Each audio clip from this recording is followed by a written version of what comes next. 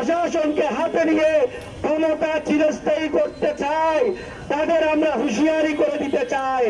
স্বাধীনতার পর থেকে আপনারা রাজাকার হিসেবে জাতির কাছে গৃহীত।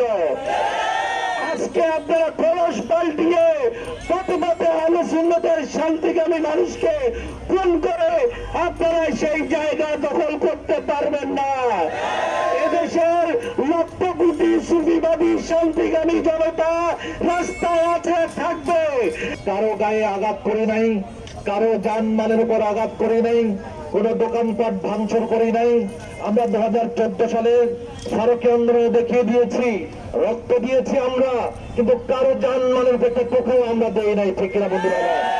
1984 সালে আমার ভাই যখন বিশেষ করে হালিম ভাই জান দিয়েছেন, শহীদ হয়েছেন, লেখক ভাই শহীদ হয়েছেন, যুক্ত ভাই শহীদ হয়েছেন, এভাবে একে একে সুন্নি জনতা তাদের প্রাণ প্রিয় কর্মীদের হারিয়েছে। আমরা তার বিচার পাই নাই, খুনে আমরা বিচারের মুখোমুখি করতে পারি নাই। তার একমাত্র কারণ হচ্ছে যেই সরকার ক্ষমতায় আসে সেই সরকার যেন সুন্নিদেরকে অন্য চোখে দেখে, ঠিক কিনা বন্ধুরা আমার? তাদেরকে প্রত্যেকটা সরকার বঞ্চিত করেছে, লাঞ্ছিত করেছে, তাদেরকে মাথা উঁচু করে দাঁড়াতে চাই নাই। কোন সরকারে আমরা সুবিবাদী জনতার আমানতকে রক্ষা করে নাই। আমরা 26 তারিখ টাকা সমাবেশ করেছি, সমাবেশের অনুমতি দেওয়া হয় নাই। এর আগে আওয়ামী লীগ সরকার আমাদেরকে সমাবেশ করতে দেয় নাই।